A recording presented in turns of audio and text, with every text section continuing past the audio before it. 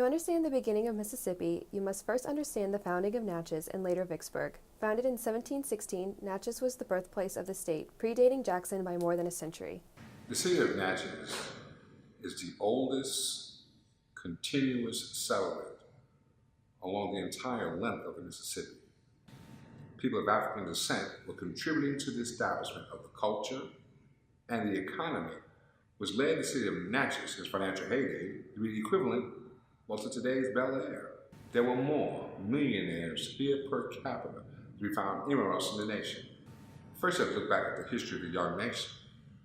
Prior to the Louisiana Purchase in the early 1800s, Natchez was the southwestern border to U.S. territory.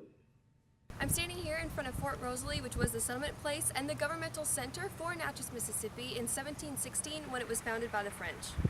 The nation was established on an industrial and agricultural foundation. The North needed the raw materials being produced in the South to keep the textile mills and plants operating.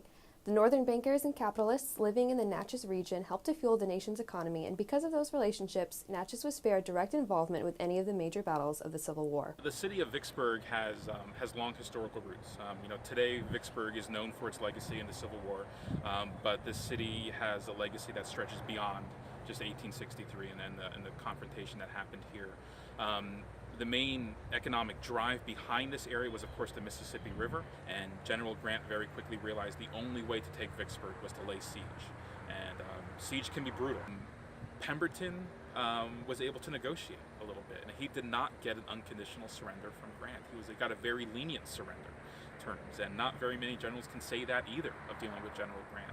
Once the Mississippi River fell, there was no turning back. It was only a matter of time before the war ended.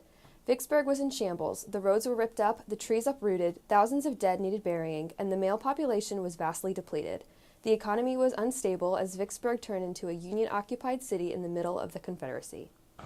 A lot of the issues we're facing in our society today can be traced back to the Civil War, and we want to be a place where we can have those conversations, where the community feels welcome to learn their history, learn their heritage, but to find their own meaning in this place and to be able to connect what's happening today with what happened in the past.